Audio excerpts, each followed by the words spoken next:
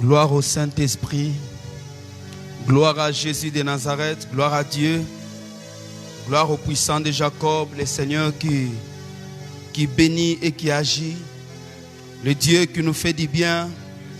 Nous l'appelons le Dieu de la maison, le Dieu puissant, le Dieu de notre alliance, le Dieu de notre appel, le Dieu de notre mission, le Seigneur qui nous a pris en charge. Nous bénissons son Saint-Nom.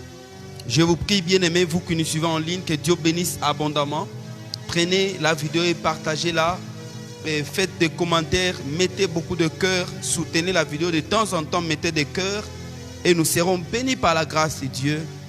Laisse que Dieu bénisse abondamment. Moi, c'est votre serviteur, le pasteur Israël Mas, le pasteur principal de l'église Action Missionnaire. Que le Seigneur vous bénisse. Ce soir, nous allons passer un bon moment dans la présence du Saint-Esprit. Avant toutefois, je vais vous demander qu'on puisse prier. On prie ensemble là où vous êtes pour la parole. Seigneur, nous te prions ce soir avec nos frères et sœurs qui sont ensemble avec nous, connectés, Seigneur de gloire au Dieu, et les frères qui sont présents. Nous prions que la grâce de Dieu, que le Saint-Esprit soit notre maître. Seigneur, que tu nous diriges. Nous demandons au Saint-Esprit de parler à quelqu'un. Que ce message soit une voix, oh Dieu, une voix corrective, Seigneur, une voix qui remet quelqu'un sur la bonne voie. Je prie. Donne-nous un cœur de présenter ce message avec simplicité de cœur. Dieu de grâce, laisse que nous ne le faisons pas seulement pour mettre les hommes ou des femmes derrière un homme, mais pour mettre les hommes et des femmes derrière Christ, oh, qui nous a appelés, Seigneur, et dans ce principe de base qui donne l'efficacité à la vie chrétienne. Nous bénissons ton Saint-Nom, sois glorifié et béni soit ton Saint-Nom dans les noms puissants et glorieux de Jésus de Nazareth. Amen. Bien-aimés, que Dieu vous bénisse. Partagez la vidéo, nous sommes dans notre page et prenez cette vidéo, partagez-la dans vos groupes. Dieu vous bénira. Un bon message qui vous bénira ce soir. Mon thème était un peu compliqué et c'est un thème un peu long, mais j'ai aimé de l'écouter. J'ai dit là-bas, peut-être vous, c'est ce que j'ai mis là-bas, les 5 types de maîtres. Je pourrais dire en quelque sorte les 5 types d'onction que tu dois rencontrer dans ta destinée. Mais j'ai mis ça, les 5 types de maîtres, c'est-à-dire les 5 types d'onction de maîtres ou de mentors que tu dois rencontrer dans ta destinée. J'aimerais dire à quelqu'un, la vie est faite des insuffisances, la vie est faite de certaines choses, la vie est faite des contradictions lorsque vous marchez avec le Seigneur. Alors Dieu, comme je l'ai dit tantôt, le Seigneur n'est pas seulement, c'est pas tout ce qui est dans la Bible, c'est ce qui est Dieu. Il y a des choses, il y a des gens qui se présentent comme des radicaux, qui se disent que si ce n'est pas écrit, ce n'est pas ça. Mais non, la Bible est trop petite pour contenir l'Éternel Dieu des armées. Il n'y a aucun livre sous la terre ne peut les contenir. Alors Dieu avait dit ceci, le Seigneur dont la gloire de Dieu c'est de casser les choses. Dieu se réjouit en cachant certaines choses. Et les gens qui découvrent ces choses-là, on les appelle des rois. C'est-à-dire ceux qui découvrent les choses que Dieu a cachées, Dieu les présente des rois. Ce message est un message qui peut t'aider. Bien aimé, dans la vie, tu peux échouer sans raison, mais tu ne peux pas réussir sans raison. Écoutez-moi très bien. Si l'échec n'a pas de père, mais pour la réussite a un père. Et les pères de la réussite, c'est les choses que vous découvrez lorsque vous marchez avec Dieu. On ne s'amuse pas avec la destinée. Il y a des personnes qui sont nées dans la vie pour échouer. Il y a des personnes qui sont nées dans la vie pour servir de modèle d'échec. Mais toi, tu es né dans la vie, pas pour échouer. Tu es né avec une mission précise. La Bible dit, c'est dans le livre des Actes des Apôtres, la Bible dit, David a servi selon les desseins de Dieu. Et il est mort dans une heureuse vieillesse. Je suis venu déclarer sur ta vie que tu es né dans ta vie pour servir au dessein de Dieu. Tu es né dans ta vie pour réussir au dessein de Dieu. Alors, pour découvrir la destinée, il faut d'abord savoir, il y a 5 types d'onctions que quand quelqu'un naît, qu'il doit rencontrer. Et ces types d'onctions sont les onctions de père. 5 types de maîtres que tu dois rencontrer. 5 types d'onctions de maîtres que tu dois rencontrer. 5 types de mentors qu'il faut rencontrer dans la vie. Je parlerai en long et en large en ce qui concerne les mentors, mais je ne suis pas d'abord là-bas. Je vais d'abord vous inviter à faire une lecture. Les amis qui nous suivent, prenez toujours, commentez les messages et mettez toujours les versets que nous donnons pour que ça serve des autres de référence. Et prenez votre carnet, écrivez ce que je suis en train d'enseigner ce soir. Que le Seigneur vous bénisse. 1 Samuel chapitre 7 verset 1er. La Bible dit ceci, 1 Samuel 16 verset 1er. Qu'est-ce que la Bible nous dit? L'Éternel dit à Samuel, quand cesseras-tu de pleurer sur Saoul? Je l'ai rejeté, en fait qu'il ne règne plus sur Israël. Alors, remplis ta corne d'huile, et va, je t'enverrai chez Isaïe, le Bethlémite, car j'ai vu parmi ses fils celui que je désire pour roi. La Bible dit ceci. Saoul avait désobéi à la parole du Seigneur. Saoul n'a pas observé ce que Dieu lui demandait. Saoul n'a pas écouté ce que Dieu lui avait demandé. Saoul a désobéi à la parole de Dieu. Alors le Seigneur qui rejette Saoul, Dieu rejette Saoul. Bien aimé, des fois quand je regarde la vie de Saoul, je ne peux pas passer. Je me dis, il y a des gens qui ont fait de mauvaises choses. Mais pourquoi Dieu était si dur envers Saoul, les rejetant seulement parce que Saoul a désobéi? L'erreur de Saoul, je vais passer pour vous dire ceci. Saoul, Dieu l'avait rejeté parce que Saoul, après avoir péché, désobéi à la parole de Dieu, Saoul n'a eu aucun remords pour se repentir. Saoul n'a eu aucun remords pour se repentir. Mais vous remarquez que dans la marche avec David, David a fait autant de choses que même Dieu s'appelle énervé. Mais Dieu s'arrête à dire, David, c'est l'homme selon mon cœur. Pourquoi ça? Parce que à chaque fois dans la vie de David, il y avait un secret dans la vie de David. David n'a jamais été un homme parfait. David n'a jamais été l'homme qui est parfait devant les seigneurs. Non. David avait autant de défauts que Saoul. Mais cet homme, à chaque fois, vous allez le remarquer, à chaque fois qu'il était devant ces épreuves-là, David s'est repenté devant Dieu. J'ai pris le Seigneur dans ta vie. Vous savez, des fois, Dieu n'attend pas des hommes parfaits. Dieu attend les hommes qui les cherchent. Pourquoi vous les cherchez? Parce qu'il arrive dans la marche avec Dieu.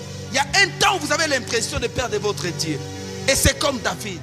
Et David, j'aime quand il prie, il dit à Dieu, il dit quoi? Il dit, sonde-moi, éprouve-moi, et dis-moi si je suis dans la bonne voie. Il dit, fais-moi passer au creuset. Si je me perds, trouve-moi. Ça dit, David dit à Dieu, si tu vois que je me perds à moi-même, même quand j'ai envie de me perdre, toi retrouve-moi. J'ai pris Dieu qu'il te retrouve.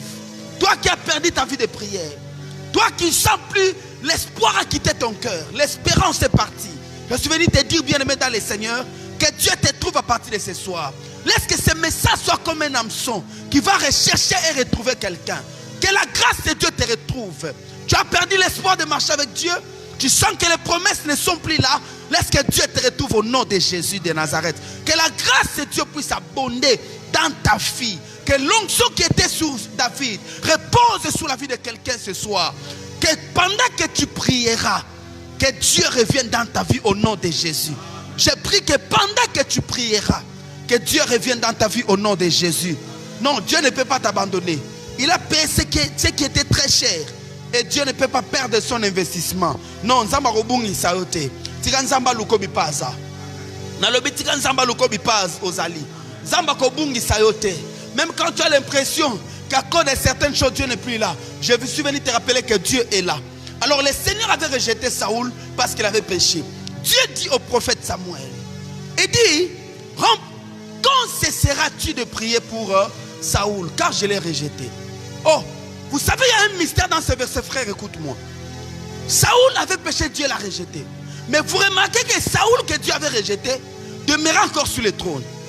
Saoul a fait longtemps, plus de 10 ans, d'errance de Saoul, de David, il y avait Saoul sur le trône. Et pourquoi Saoul a si demeuré sur le trône? Le secret est ceci. Tu as l'onction de Dieu que tu as reçu. Dieu t'a oint comme David. Mais le problème c'est quoi? David est en train d'errer. Mais Saoul règne sur le trône. Bien aimé, des fois tu ne sais pas que dans ton errance, quand toi tu manques, quand toi tu souffres, quand toi ça ne réussit pas, peut-être il y a quelqu'un qui est sur ton trône. Quand le trône n'a jamais été vide. Là où toi tu es en train de perdre, il y a une femme qui est en train de régner. Je prie Dieu que ce soit que tu récupères ton trône. Le secret était quoi? Le secret était Samuel. Samuel continuait à prier pour Saoul. La Bible dit quand Saoul a péché, il a saisi la tunique de Samuel, la tunique s'est déchirée. Samuel est allé devant Dieu. Samuel a prié Samuel cria à l'Éternel toute la nuit. J'ai prié Dieu que Dieu te donne un Samuel. Même quand ça ne marchera pas, que Samuel crie pour toi toute la nuit. Il y a des gens qui dominent. Il y a des gens qui vont très loin dans la vie. Parce qu'il a un Samuel. Que Dieu te donne ton Samuel. Raison pour laquelle, frère, à chaque fois que tu as des couronnes, à chaque fois qu'il y a un succès, ne dis pas seulement que parce que moi j'ai fait ceci ou telle chose. Non. Il y a des personnes qui sont dans l'ombre des fois, qui travaillent durement pour que tu aies ces succès-là. Raison pour laquelle Dieu dit aux enfants d'Israël que quand vous entrerez dans le pays que je vous donne, vous allez manger, vous allez boire, mais ne dites pas que c'est ma force et ma puissance m'a donné ceci. Ce n'est pas ta beauté qui t'amènera là où. Bien aimé, même quand tu resteras dans ta vie, ne dis pas que c'est moi-même. Il y a des fois des gens qui gaspillent la nuit. Ils sont comme des Samuel dans nos vies. Un homme qui a Samuel dans sa vie récit. Samuel était le prophète sacrificateur. En quelque sorte, le prophète c'est celui qui parle de la part de Dieu. Mais le sacrificateur c'est celui qui parle des hommes auprès de Dieu. En quelque sorte, si le prophète entend Dieu et parle aux hommes, c'est-à-dire le prophète entend les paroles que Dieu dit de sa bouche, il entend les oreilles, mais quand il vient vers des hommes, il parle avec sa bouche. Alors le sacrificateur c'est celui qui entend des hommes, mais qui parle à Dieu.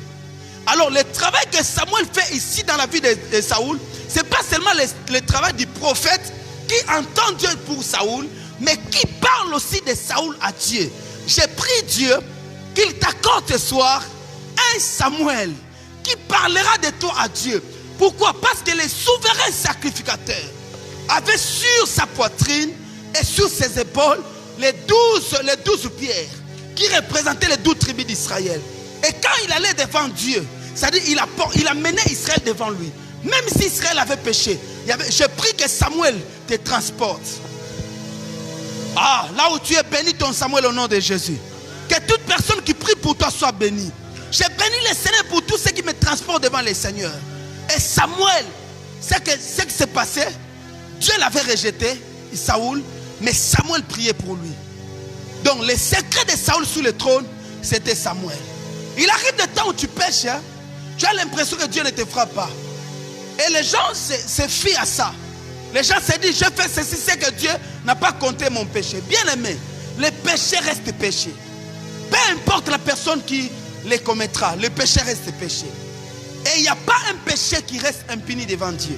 Mais très souvent aussi des fois, Dieu ne nous frappe pas parce que nous avons un Samuel. Notre Samuel c'est Christ. Waouh. La Bible dit ceci, il intercède auprès du Père avec des soupirs inexprimables. Donc nous avons un Samuel auprès du Père. Aussi longtemps qu'il priera devant Dieu dans les lieux très saints, nous serons gardés. Que Dieu te garde. Des fois Dieu ne nous touche pas parce que nous avons un Samuel. Le Samuel c'est Christ. Le Samuel c'est celui qui intercède pour nous. Le Samuel est là pour que nous ne puissions pas être touchés. Laisse que Dieu te bénisse. J'aime ces versets. Quand Dieu voulait frapper Salomon, Dieu dit j'allais te frapper. Mais à cause de David mon serviteur, que Dieu se souvienne de toi. Vous savez quoi? Dans tout ce que je suis en train de vous dire, je suis en train de parler d'un phénomène. Vous me voyez parler sur quelqu'un, un fils ou bien un roi. Mais je vous dis quelqu'un qui est son support. Pas seulement Dieu. C'est-à-dire quand Dieu veut le voir, Dieu voit cette personne derrière certaines personnes. Vous voyez? Le Seigneur voyait Saoul, mais sous une autre personne. Alors le texte que nous avons lu, Dieu dit à Samuel, remplis ta corne. Je vais dire à quelqu'un, remplis ta corne pour écouter ce message et ça te bénira. Dieu lui dit, remplis ta corne, va dans la maison d'Isaïe. Je te montrerai, j'ai choisi un homme parmi ses fils et tu le oindras pour roi. Que je désire qu'il soit roi. Encore 1 Samuel chapitre 16 verset 18. Lisons ensemble. 1 Samuel 16 verset 18. 1 Samuel 16 verset 18. L'un des serviteurs prit la parole et dit, voici j'ai vu un fils d'Isaïe, Bethlémite, qui sait jouer. C'est aussi un homme fort et vaillant, un guerrier, parla bien, d'une belle figure, et l'Éternel est avec lui. Encore on parle de Saoul ici, on parle de David ici, comme on vient de parler là-bas. Ici c'est dans la maison de Saoul qu'on parle de David. Pendant que Saoul était roi, Saoul était frappé par un esprit impur, mais la Bible dit ceci, les serviteurs ont remarqué que pour que cet esprit se calme, il faut qu'il y ait un joueur de harpe. J'aime ça. Il faut qu'il y ait un joueur de harpe. Alors, parmi les joueurs de harpe qu'on cherchait, la Bible dit qu'on trouve en Israël un joueur de harpe. Celui-là jouera la harpe auprès du roi. Et pour que les esprits mauvais se calment. Bien aimé, c'est alors qu'un serviteur se lève. Il dit, je connais un homme. Il est fils d'Israël, le Bethlémite. Il s'appelle David. Je l'ai vu où? Dans la forêt. Je l'ai vu où? Dans la forêt. En train de jouer la harpe. Ce garçon, quand il joue, waouh, quand il joue, les esprits mauvais peuvent se calmer. C'est un vaillant homme, un homme fort et vaillant. Beau de figure. On l'amena auprès du roi. Mais vous remarquerez ceci. Dans toutes ces références ici, on parle de qui? On parle de David, le fils d'Isaïe, les Bethlémites. Ici, j'introduis mon message pour vous dire ceci.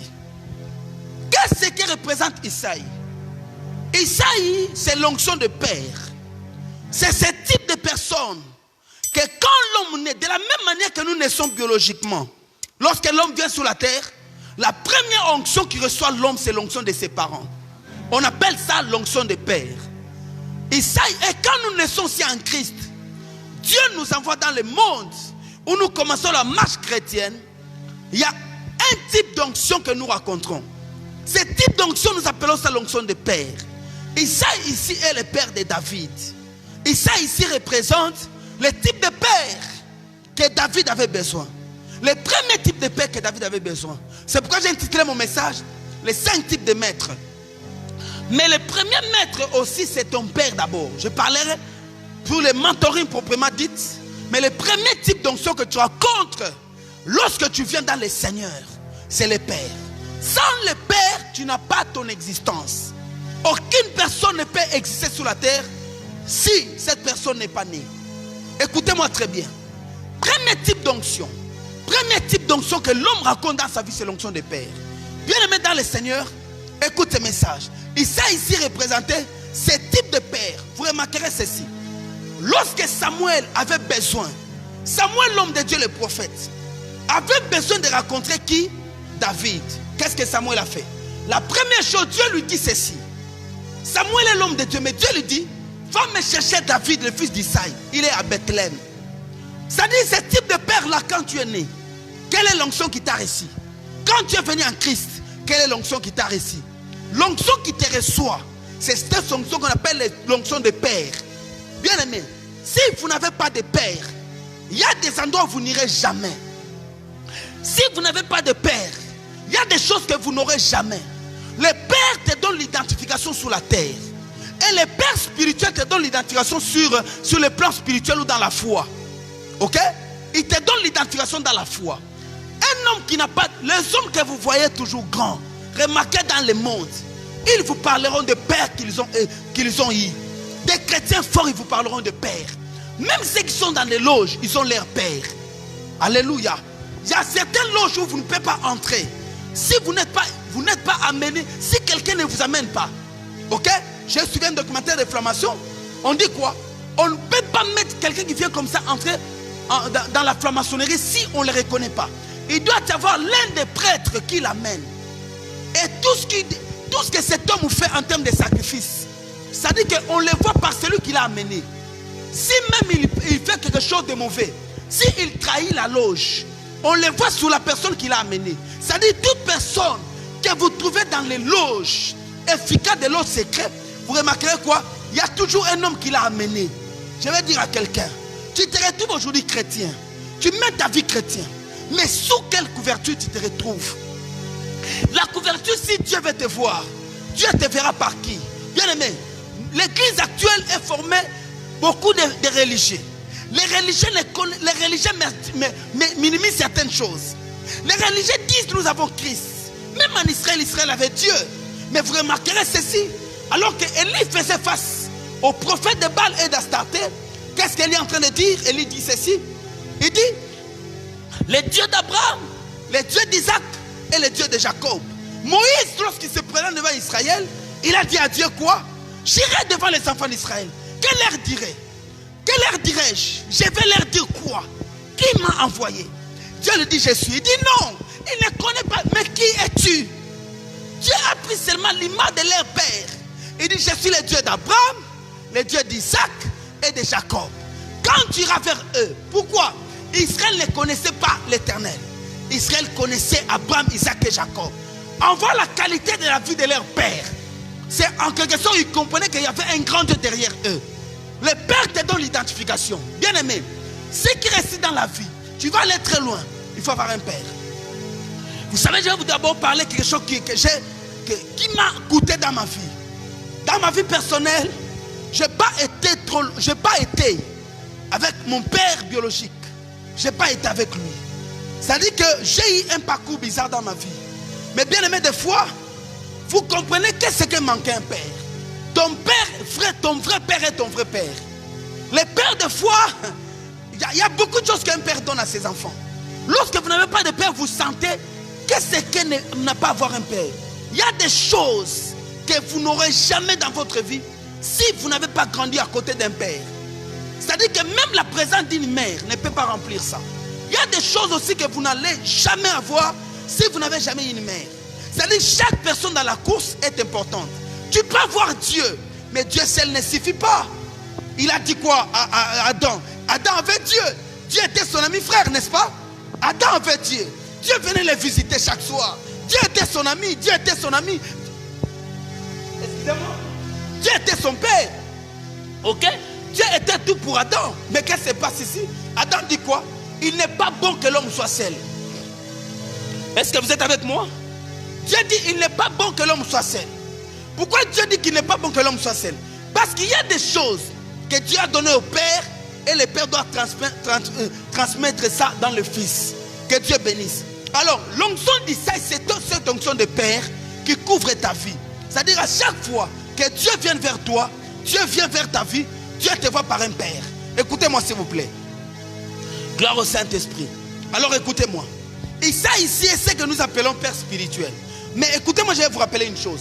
Bibliquement parlant, les pères spirituels que nous appelons, moi je dis, si nous voulons, bibliquement parlant, je ne dis pas que c'est faux, mais bibliquement parlant, c'est un terme peut-être que nous-mêmes nous utilisons.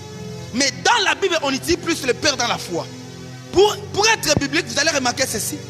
Cette onction, cette notion a été utilisée à l'église, dans l'église moderne, mais à l'église primitive, on parlait plus de Père dans la foi.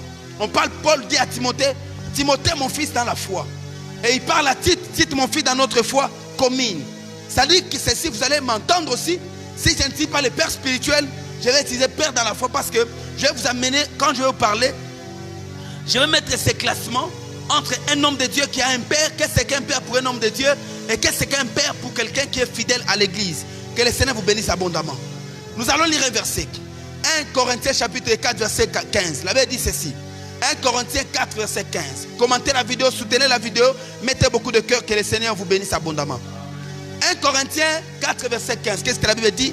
Car quand vous auriez 10 000 maîtres en Christ, vous n'avez cependant pas plusieurs pères, puisque c'est moi qui vous ai engendré en Jésus-Christ par l'évangile.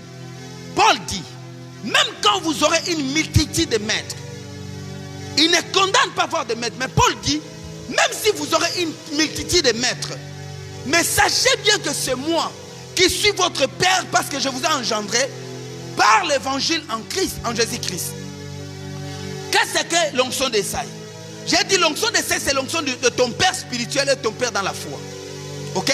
Ça dit que c'est l'endroit où tous les maîtres peuvent te voir. Lorsque Samuel a besoin de David, Dieu lui dit, va dans la maison d'Isaïe.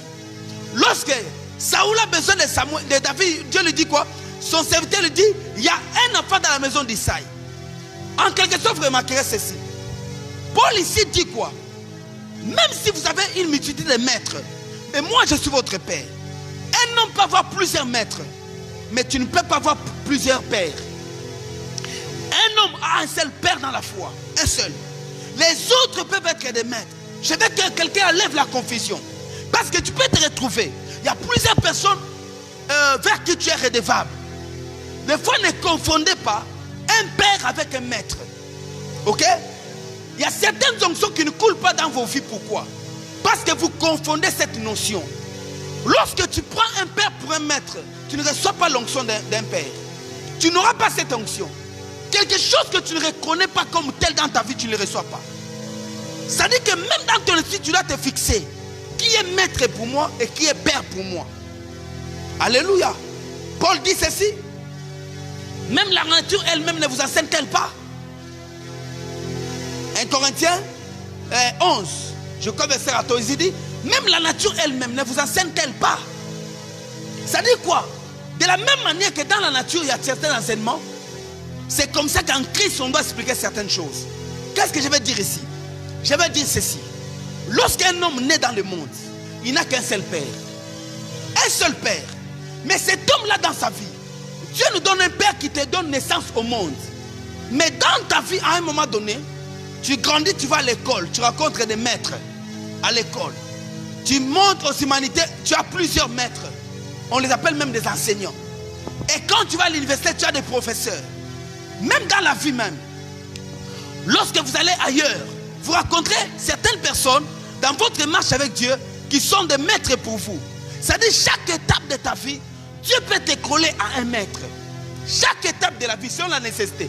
Un enfant de 7 ans doit être à l'école primaire, a besoin d'un maître. Un enfant de 13 ans qui est en deuxième secondaire a besoin de qui? A besoin peut-être de 7 ou 9 ou 11, ça dépend des cours. 11 professeurs que nous appelons professeurs ou enseignants.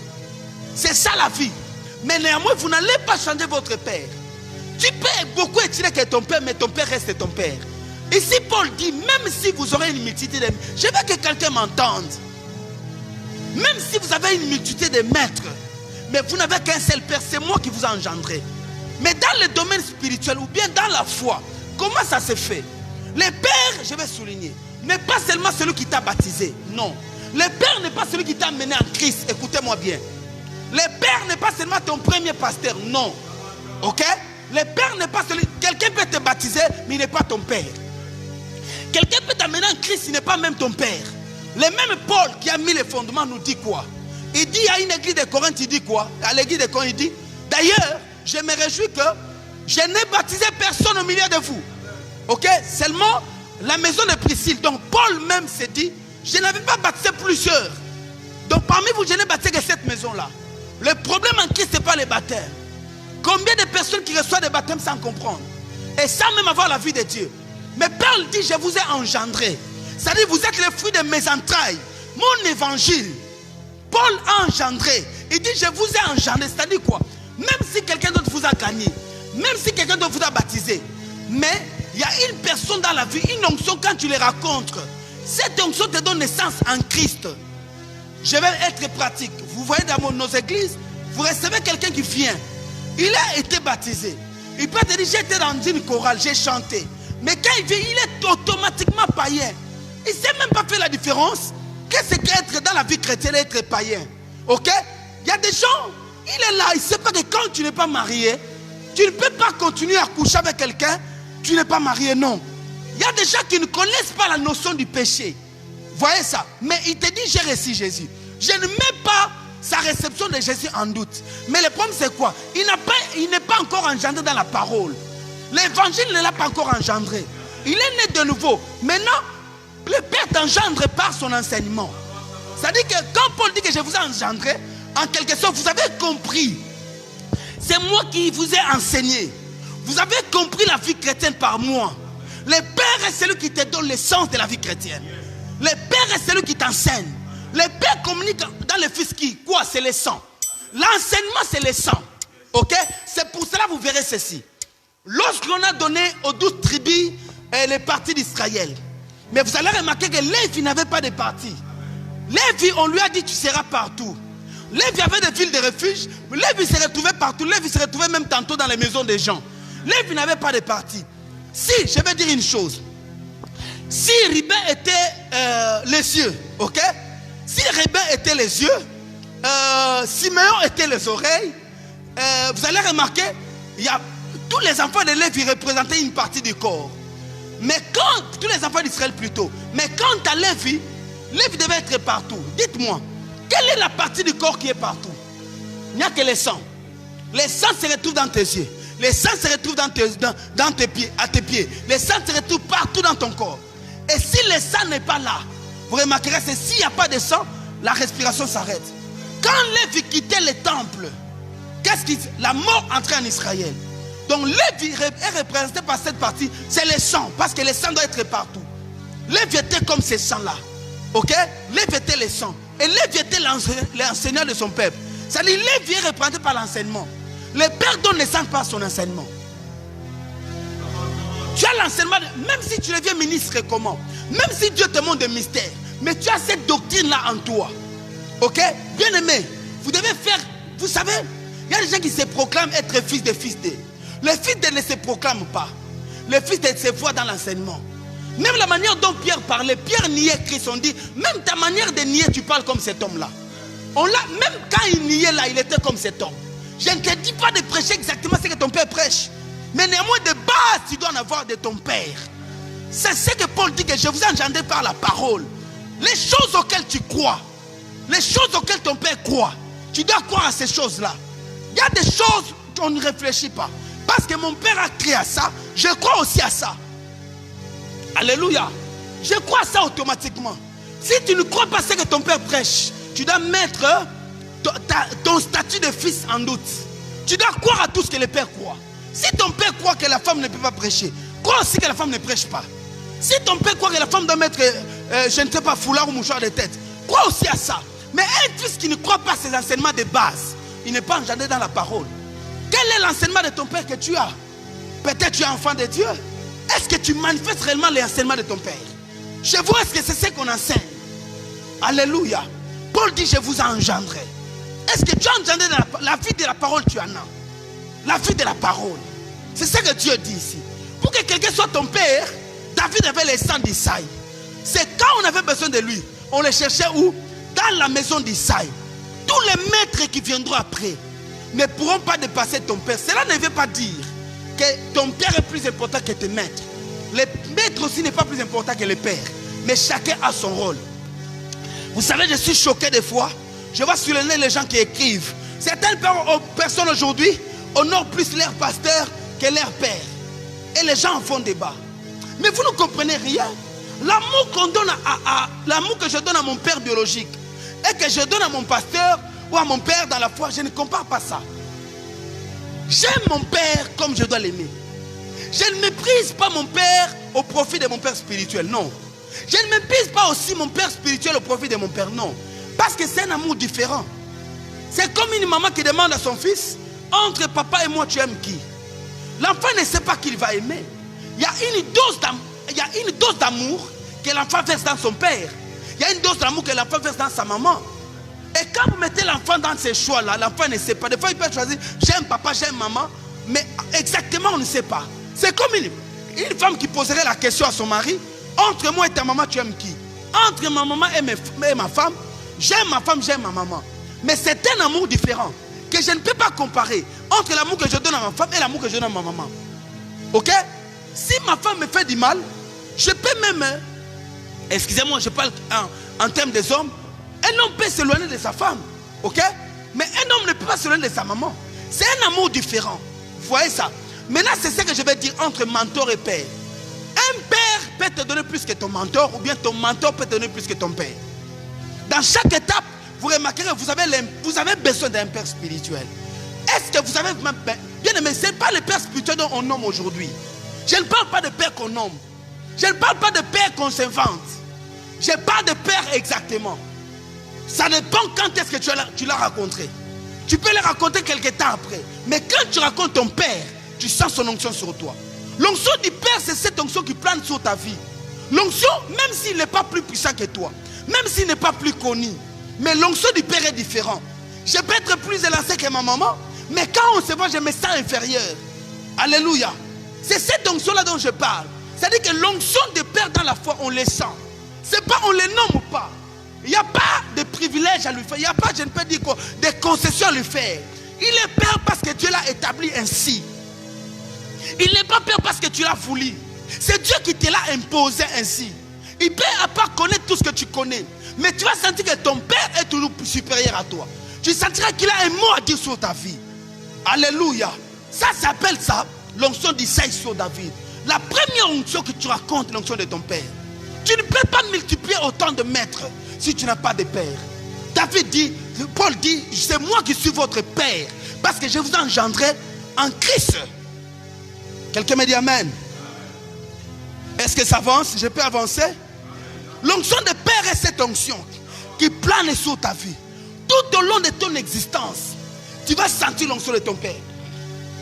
Vous savez, un enfant, même s'il vieillit comment, même s'il devient plus vieux, mais quand vous êtes face à votre papa, vous le sentez. Même si vous êtes président de la République, votre vrai père, vous le sentez. Bien, mais je suis des fois tiqué aujourd'hui les gens qui s'éloignent de leur vrai père. J'ai dit des vrais pères parce qu'il y a aussi des faux pères. Pas des pères nommés, des vrais pères. Les vrais pères ne peuvent t'aimer ou ne pas t'aimer. Parce que les pères ne cherchent pas ta performance. Ton père cherche ton bien-être. Les pères ne cherchent pas que tu sois performant dans un domaine. C'est comme les coachs de Messi.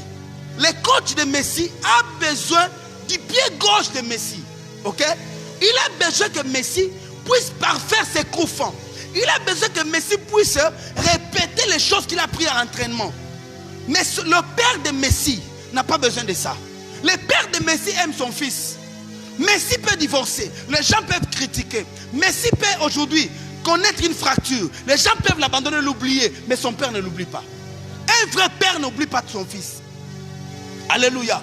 Un vrai père aime son fils malgré les défauts. Mais ce qui est différent d'un maître. Le maître peut te rejeter quand il voit que tu ne répètes pas ce qu'il fait. Mais un père ne cherche pas la perfection. Le père cherche le bien-être. C'est-à-dire qu'il veut que tous les domaines de son fils puissent réussir. C'est ça même le père dans la foi. Le père dans la foi cherche ton bien-être. Il veut que tu réussisses. Il veut que tu ailles bien. Il veut que ça marche. Même quand tu tombes, tu viens, il peut te gronder. C'est ça Isaïe pour David. Alléluia. Restons plaqués, vous verrez. C'est Isaïe qui prend David, qui l'envoie dans la forêt. David est parti surveiller les brebis. C'est son père qui l'a envoyé. David peut dire mon père m'aime pas. Parce que le père n'a pas besoin de faire ce que tu veux. Il a envoyé ses frères dans l'armée. Mais il envoie David faire des quoi? Des brebis. C'est là où David était. Alléluia. David peut dire que mes frères ne m'aiment pas.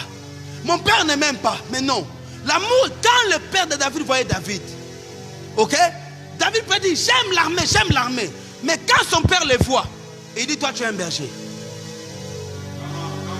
Bien aimé, des fois nous nous nommons dans le ministère. Ce n'est pas le fils qui se nomme.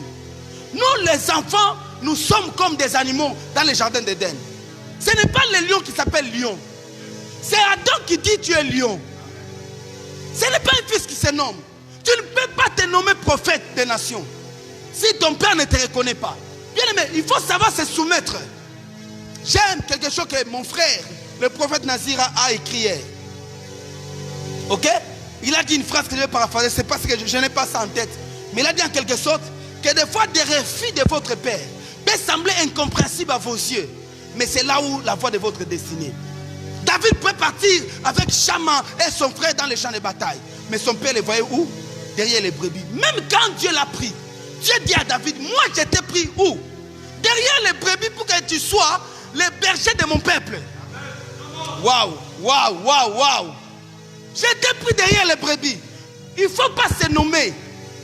L'onction du père, le père, je ne dis pas qu'il y a des pères aujourd'hui qui étouffent les enfants. Il y a des pères qui ne soutiennent pas les enfants. Il y a des pères qui abandonnent leurs enfants. Les enfants pleurent, nous pleurons en fait. Nous pleurons de ces manques-là. Nous savons que c'est qu'un manque un père spirituel. Nous savons que c'est qu'un manque un père dans la foi. Des fois tu as besoin que quelqu'un te gronde. Mais quand tu n'as pas ton père, qui va te gronder? Oh, j'aime quand mon père m'appelle, il me gronde. J'aime quand mon père m'appelle, il me fait des remarques. J'aime quand il ne parle pas trop. Il peut écrire en deux mots. J'aime ça. Je ne me dis pas que non, pourquoi il m'a fait ça? Qu'il me laisse, il est contre ma mission. Moi, non, non, non, non. Quand ton père te fait des remarques, des fois, les refus d'un père, tu ne peux pas savoir ce qui se cache. Des fois, Dieu se cache dans ça. Bien aimé, vous écoutez Dieu comment? Lorsque Samuel est né, la première onction que Samuel croise, c'est l'onction de qui? De Élie, le sacrificateur. Et même quand Dieu lui parlait, Dieu parle avec la voix du sacrificateur Élie. Bien aimé, j'ai dit aux gens, excusez-moi, peut-être ça va te choquer. L'ainsi dit ton père. Ok? L'ainsi dit ton père. C'est équivaut à l'ainsi dit l'Éternel. L'ainsi dit ton père équivaut à l'ainsi dit le Seigneur. Mais quand vous êtes orgueilleux, vous pensez que j'ai entendu Dieu. il est contre moi. Même dans le domaine du mariage, plusieurs personnes ont fait de mauvais choix lorsqu'on n'a pas écouté son père. Père biologique comme le père spirituel. Si tu n'es pas pro de ton père spirituel, père biologique, des fois Dieu cache nos choix derrière nos pères. Est-ce qu'avez-vous un père? Je vois des personnes en bilan aujourd'hui qui sont partout, qui veulent seulement que le père puisse l'aimer, qui ne supportent pas la face du lion du père. Parce que le père a deux faces. Le père a une face de l'agneau. Ok? Mais l'Apocalypse nous dit qu'il y a aussi la colère de l'agneau. Et il arrive des temps où le père est contre toi. Mais qu'est-ce que tu fais? Bien aimé, moi je parle sur la loyauté. J'ai dit aux gens, la loyauté paye. Il n'y a pas mieux qu'être soumis à l'onction de son père. Tout ce qui viendra après, à chaque fois que Dieu vient dans ta vie, Dieu te verra comme fils d'eux. Dieu te verra comme fils d'eux. Est-ce que tu as vraiment... Il y a des gens aujourd'hui qui ont tué leur père. Je parle du père, je ne parle pas d'un manteau que tu as trouvé. Je parle de ton père. Tu es toujours au pied de ton père. Un homme m'a dit, celui qui n'a pas de père est sans repère. Lorsque vous n'avez pas de père, vous n'avez pas de repère. Un père est une bénédiction pour le fils. Un père est une bénédiction pour le fils. Même quand tu vois un père pleurer, c'est une bénédiction pour toi. Il y a un amour que le père garde dans la vie de son fils. C'est cet amour-là, Paul dit. Même si vous avez plusieurs maîtres, moi je suis votre père. C'est moi qui vous ai engendré dans la foi. Isaïe, c'est l'onction que tu as besoin. C'est le sang qui coule en toi. C'est l'enseignement, l'onction d'Isaïe. C'est l'enseignement que nous avons. Nous sommes, c'est par Isaïe que David savait que nous sommes. Nous sommes de cette descendance de Juda. Parce qu'il a vu son père. C'est pas ton père que tu connais ta lignée prophétique et ta lignée spirituelle. Ok? C'est pas ton père. Que Dieu bénisse quelqu'un. Notez ceci. Notez une chose. Il y a une différence quand vous êtes chrétien et quand vous êtes pasteur ou responsable d'une église. Un pasteur peut avoir, il y a ce qu'on appelle le père spirituel que j'appelle Dieu. Père spirituel, c'est Dieu. Parce que moi, quand je dis père spirituel, je me dis le père spirituel doit être spirituel. En quelque sorte, bien que nous appelons ça par défaut, ce n'est pas aussi mauvais. C'est un terme que nous avons accepté, un terme courant, qui n'est pas un péché. Mais néanmoins, nous avons Dieu qui nous a mis au monde spirituellement. Et Dieu nous donne le père dans la foi. Là, quand nous sommes tous chrétiens, tout chrétien doit avoir un père dans la foi. Dans tous les domaines de la vie, vous avez des pères. Même dans les domaines professionnels, vous avez des pères. Mais vous avez d'abord votre père biologique. On doit savoir que en Christ, maintenant, c'est ce que nous appelons père dans la foi. Mais un chrétien ministre, je vais mettre cette précision, il y a une différence. Je peux avoir un fils dans mon église qui reçoit le Seigneur à mes côtés, qui peut commencer même à servir Dieu. Mais après un temps, ce fils-là n'est plus avec moi. Il part ailleurs. Là où il va, on trouve une grâce en lui. J'ai des fils comme ça. On trouve une grâce à lui et on l'encadre. Demain, cette personne-là la consacre comme pasteur. D'autres personnes font recours toujours au Père dans la foi, peut-être pour vous donner aussi un témoignage. Mais quelqu'un d'autre aujourd'hui, le monde est devenu vaste. On peut là-bas, là où il est parti. Pour moi, il était un fils dans la foi. Mais là où il est parti, on reconnaît son ministère. Pour moi, il n'a jamais été ministre. Peut-être intercesseur ou bien frère qui a servi Dieu, qui est déjà engendré dans la parole. Mais là, la grâce et le ministère se manifestent. Cette personne, moi je serai son père dans la foi. Mais comme il est déjà reconnu dans un autre domaine, là-bas maintenant on le reconnaîtra comme qui? On va le reconnaître comme ministre. C'est-à-dire la personne qu'il a adopté là-bas sera son père dans le ministère. Donc il y a des pères dans la foi, il y a des pères pour les ministres, il y a aussi des pères dans le ministère. Ok? Il y a aussi des pères dans le ministère, c'est qui? C'est celui que peut-être il ne t'a pas rencontré ministre, mais qui a fait de toi un ministre. Ok? Qui t'a reconnu comme ministre. Il t'a reconnu comme tel. On l'appelle aussi père dans le ministère. Mais pour les fidèles, on ne peut pas avoir des pères. On n'a qu'un seul père. Mais la différence aussi est que tu peux être engendré dans la foi, mais tu pars ailleurs étant un chrétien ou une chrétienne mature. Là où tu vas, Dieu te donne un pasteur. Celui-là, on le classe en termes de maître, mais c'est ton pasteur. Ok? Alors, quelqu'un m'a posé la question une fois, à qui on peut donner la dîme? Je vais répondre un peu rapidement, en passant, parce que les gens pensent que la paternité s'arrête en termes de dîme. La paternité est plus large que les dîmes. Alléluia. Pour un ministre de Dieu, un ministre peut estimer. Ok? Bon, moi je ne soutiens pas un ministre, il donne la dîme dans son église. Je ne soutiens pas ça. Au moins que tu sois dans la communauté, peut-être il y a plusieurs organisations. Mais moi je me dis, pour un ministre de Dieu, le fils d'Aaron, qui étaient des sacrificateurs, donnaient la dîme, de leur dîme à leur père, les souverains.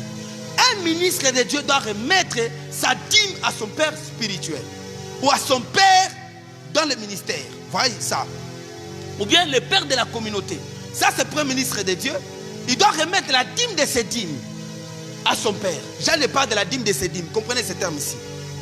Mais aussi, pour les fidèles, là où tu vas, si Dieu te fait grâce de trouver une église, tu peux donner la dîme. Là où tu pars, si tu trouves une église, tu trouves un pasteur, tu trouves qu'il te prend en charge, tu donnes la dîme là-bas. Parce qu'il y a des gens aussi aujourd'hui, et même les ministères qui prêchent, c'est que je peux dire le locoso. C'est-à-dire que pour les fidèles qui sont dans son église, ils doivent les donner. Et ces enfants qui prient ailleurs aussi, ils les réclament les dîmes. Non, non, ça ne se passe pas ainsi. Il faut laisser les enfants là où ils sont, au moins aussi longtemps qu'ils n'ont pas encore trouvé une église. Mais quand ils trouvent une église, automatiquement, laisse-les à l'achat. Parce que cet homme-là, le pasteur qu'il a rencontré, c'est celui qui les prend en charge. Là, je parle de fidèles, pas de ministres. Les ministres, quel que soit l'endroit où ils se retrouvent, ils doivent retourner sa dîme à son père. Mais pour les fidèles, là où il est, il faut l'enseigner à donner la dîme là. Pourquoi? Parce que cette dîme sert au fonctionnement du temple. Le temple là les prend en charge. Alléluia. Le temple les prend en charge. Cet homme-là, à qui remet la dîme auprès de Dieu, le sacrificateur de l'autel, c'est là qui prend l'enfant en charge. S'il y a une urgence la nuit, bien qu'aujourd'hui il y a des téléphones, mais c'est peut-être cet homme-là qui viendra les secourir. L'autel là où tu donnes, c'est l'autel là où tu viendras pleurer. Alléluia. L'autel où tu soumets tes dîmes ou tes offrandes, c'est l'autel où tu pleureras. La femme du fils du prophète, lorsque les créanciers venaient prendre ses deux enfants, ravir ses deux enfants, qu'est-ce qu'elle a fait? Elle est allée chez Élisée. Qu'est-ce qu'elle dit à Élisée? Elle dit, mon mari, ok, servait l'Éternel. Mon mari craignait Dieu, tu le sais. C'est-à-dire, Élisée savait ces prophètes-là. Cet homme-là a servi à côté d'Élisée. Et quand la femme est allée, la femme a vu Élisée en personne. La femme n'est pas partie chez un autre prophète. Pourquoi? Parce que cet homme a bâti l'autel au pied d'Élisée. Elle a servi le Dieu d'Élisée. Alors la femme lui dit ceci, mon mari est mort, tu le sais. Voilà lequel est créancier venu. Vous remarquerez ceci. La pauvre, lorsque Naaman, les Syriens, l'homme riche, le général qui vient chez Élisée, il ne peut pas voir Élisée. C'est-à-dire Élisée n'était pas accessible à tout le monde. Aman, le général assyrien, et à l'époque, Israël était soumis aux Assyriens. Mais Aman qui vient comme ça, qui ne peut pas accéder à Élisée, c'est-à-dire les prophètes étaient difficiles. Mais cette veuve femme, qui n'avait entre ses mains rien, qui vient mais qui voit les prophètes, pourquoi? Parce que son mari avait l'autel. Il y a des personnes que vous porterez à cœur et vous soutiendrez, pourquoi? Parce que ces hommes-là sont avec vous. Cette femme savait que mon mari a servi Dieu. L'autel auquel vous offrez, c'est cet autel auprès de qui vous venez pleurer. L'autel que tu n'arroses pas, ne réclame rien sur cet autel-là. Lorsque tu sais que dans ta marche avec Dieu, un père qui te couvre, un père qui est avec toi, ou bien un maître, on peut donner aussi la dîme à un maître. Ça dépend comment vous êtes convaincu. Un maître peut aussi recevoir vos dîmes. Ça dépend comment vous êtes convaincu. Là, je parle au ministre de Dieu. Mais pour les enfants de Dieu, c'est à l'église. Mais pour les ministres de Dieu, tu peux donner à un maître, par exemple, qui te couvre à ce niveau-là. C'est-à-dire, au milieu où tu es, c'est celui qui est en train de livrer les combats des réclamations de ce niveau où tu te trouves. Alors cet homme-là doit aussi jouir. Le père ne reçoit pas seulement les dîmes. Même ton père dans la foi ou ton père dans la mine, il peut recevoir certains dons aussi, qui sont plus que quoi? Plus que les dîmes ou les offrandes. Alléluia. Ça, je parlerai de père. Mais bien aimé, avoir un père, c'est très important. Alléluia. Alléluia. Donc, je disais ceci pour conclure. Isaïe, l'onction d'Isaïe, c'est cette onction de père qui plante sur un fils. Je prie le Seigneur que cette onction plante sur vous. Bien aimé, le père spirituel est une couverture. Le père spirituel est ta couverture de la vie. Même quand ça ne marche pas, ton père est ta couverture. Ton père est là où tu peux aller. Sachez-le bien, frères et sœurs. Dans la vie, vous présenterez beaucoup de limitations. Il y aura des limitations à cause de votre race. Il y aura des limitations à cause de votre diplôme. Il y aura des limitations à cause peut-être de votre tribu. Il y aura des limitations intellectuelles, les limitations spirituelles. Peut-être vous manquez tel talent ou tel don. Mais quand un père vous tient à la main, Le Père peut vous amener là où vous n'avez jamais pensé arriver. C'est cette onction d'Isaïe. Je vais dire à quelqu'un ce soir. C'est l'introduction de mon message. Je vous parlerai plus. Mais je vais dire à quelqu'un bien-aimé. Dans la marche avec Dieu, vous devez retrouver vos pères. Et vous devez vivre à leurs pieds. Quand Dieu te verra. Parce que dans le monde spirituel est fait des structures. Il y a des onctions auxquelles tu opères. Pas seulement à cause de tes sacrifices, mais à cause de la maison dans laquelle tu te retrouves. Pas à cause de ce que tu es. Il y a des choses, des avantages que nous avons des fois. Pas à cause de nous, mais à cause de l'onction que nous avons reçue. L'onction paternelle. J'ai pris que l'onction de ton père plane sur toi. Mais je vais te donner un conseil. Les gens ne savent pas. Des fois, les gens pensent que c'est clamer seulement être père. Mon père, ça suffit. Non. Tu ne peux pas hériter d'un père que tu n'honores pas. Pour hériter d'un père, il faut l'aimer. Et quand tu l'aimes, il faut l'honorer. Dieu dit, si réellement je suis père pour vous, où est l'honneur qui me dit? Est-ce que vous honorez votre père? Certains fils ne reçoivent pas. Pourquoi? Parce qu'ils n'honorent pas l'onction. Il se dit seulement je suis à l'église. Tu peux être dans une église sans que tu sois fils, sans que tu puisses jouir des avantages paternels, sans que tu sois la personne que Dieu voit. Tu peux être dans une église sans que tu jouisses de la grâce de Dieu. Il y a une grâce qui nous couvre. Pourquoi? À cause de nos pères. Alléluia. J'ai pris Dieu comme il a dit à Salomon. Je reprends ça. Quand Dieu voulait les frapper, Dieu dit à cause de David mon serviteur. J'ai pris le Seigneur de marcher avec toi. Dieu dit à Israël, j'allais vous faire ce que je voulais. Mais j'ai la promesse, je n'oublierai jamais la promesse que j'ai faite à Abraham, Isaac et Jacob. Les pères sont des repères. Dans la classe spirituelle, Dieu voit dans ça. C'est un combat que vous avez. Pourquoi? Parce qu'on ne vous reconnaît pas. Les enfants bâtards passent des moments difficiles dans la vie. Les enfants bâtards, des fois, ils n'arrivent pas à réaliser certaines choses. Ils peuvent être intelligents. Mais il y a certaines grâces que nous rencontrons. Juste, ça dépend de la maison où vous êtes tombé.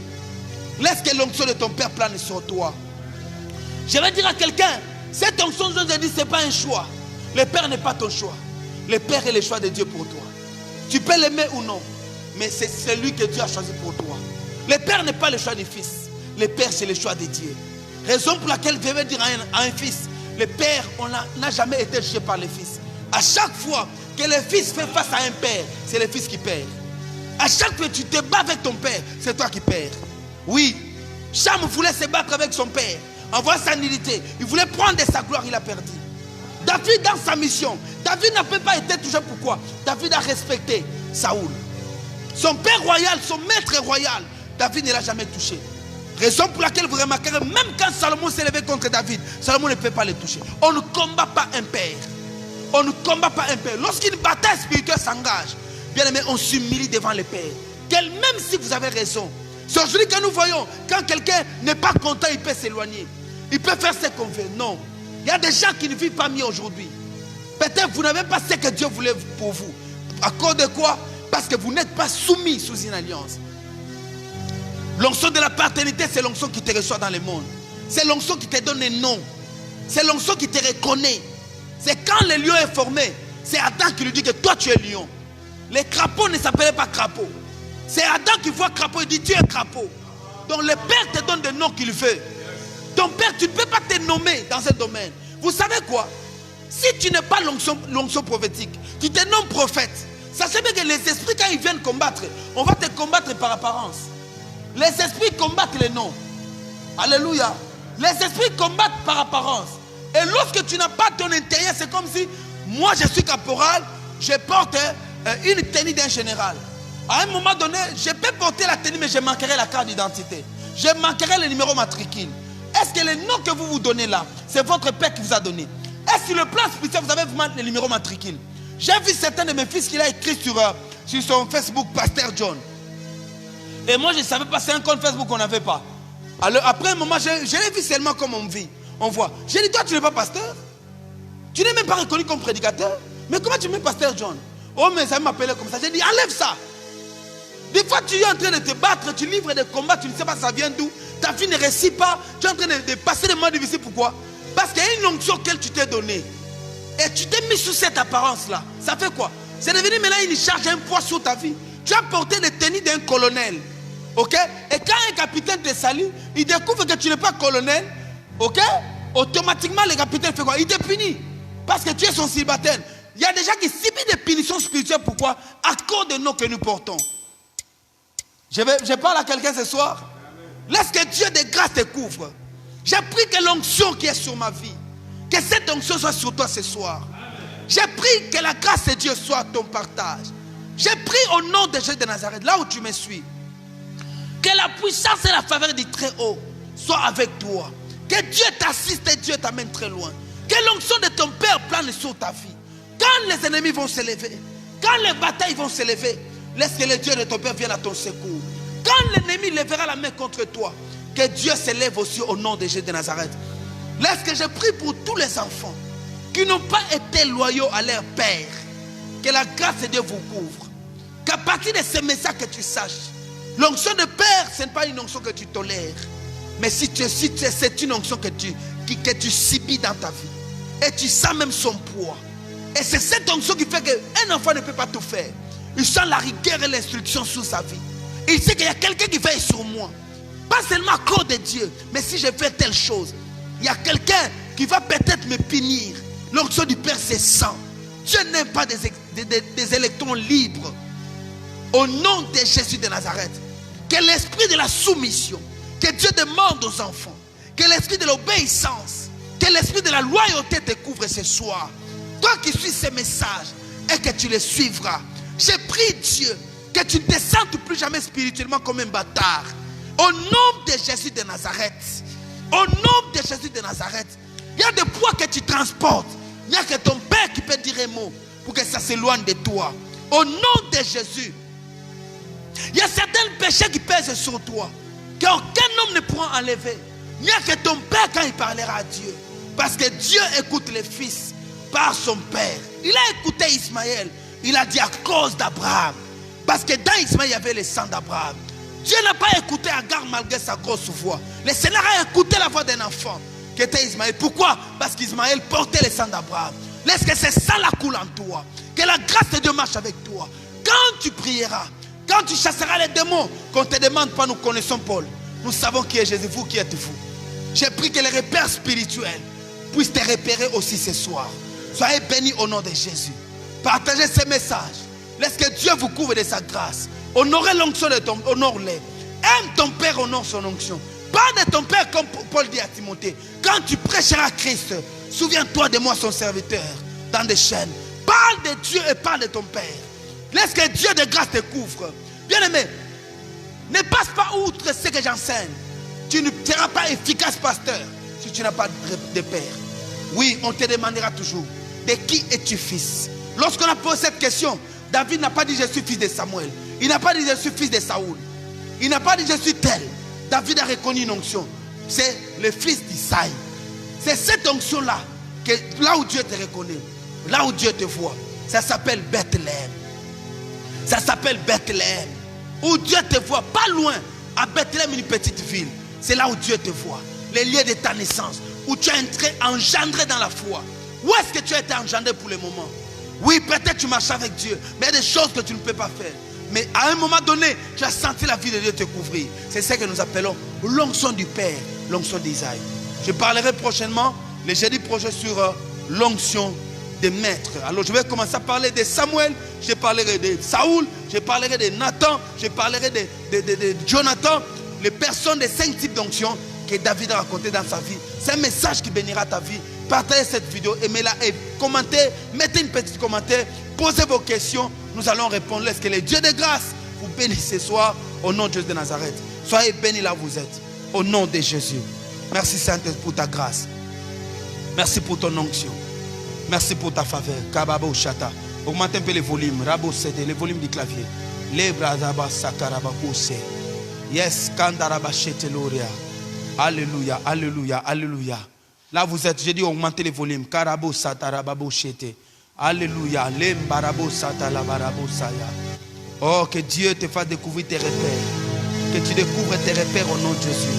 Que la grâce couvre ta vie. Prie avec moi là où tu es. Prie avec moi. Que la grâce couvre ta vie. La bobo santa rabaya. Les chebebo sakarabade sonda. Les bratababo chetarabaya. Alléluia. Keta la boso bradabasea. Prie avec moi, prie avec moi, prie avec moi. Les bobo saba. Dis à Dieu que je ne me perds pas. Et à Dieu que je ne me perds pas. Localise-moi par l'onction partenaire. Localise-moi, Seigneur. Oh Jéhovah, identifie-toi. Là où tu es. Si tu es fidèle, tu peux dire je suis fidèle Iber Moata. Au nom de Jésus. Je reconnais cette onction. C'est cette onction qui m'a engendré. C'est ça ma Bethléem. Au nom de Jésus, je déclare la grâce de Dieu sur moi. Je prie que la faveur m'accompagne dans tout ce que je fais dans ma vie. Au nom de Jésus de Nazareth. Père, je m'identifie, Seigneur de gloire. Quand je me présenterai devant ta face, laisse que le spirituel me reconnaisse comme le fils de tel mon Dieu. Au nom de Jésus, comme Israël a dit, nous ne sommes pas des enfants bâtards. Je ne suis pas un bâtard, Seigneur. Au nom de Jésus de Nazareth. Alléluia. Que la grâce vous couvre. Continuez à prier pour ceci. C'est un enseignement. Nous allons marcher dans ce sens. Que le Seigneur vous bénisse ce soir. Au nom de Jésus de Nazareth. Amen.